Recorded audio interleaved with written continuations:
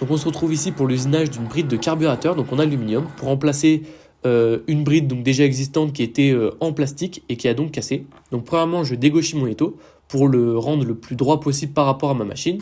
Et puis ensuite, j'usine mon brut. Donc là, le but, ce sera d'avoir le prisme le plus parfait possible. Donc là, je bride ma pièce un peu sur le côté pour usiner en fait deux faces sans débrider ma pièce, sans l'enlever. Et donc ça va me permettre d'avoir un premier angle droit le plus parfait possible.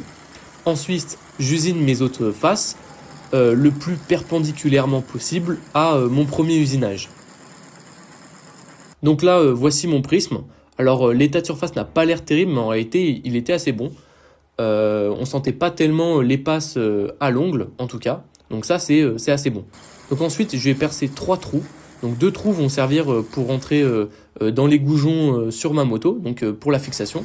Et puis un gros trou central, donc fait avec cet outil-là, qui s'appelle une tête à alésé, et qui va me permettre de faire des trous de différents diamètres. Donc c'est un outil que j'ai fabriqué. Et donc ce trou-là va permettre en fait de passer tout simplement le flux du carburateur.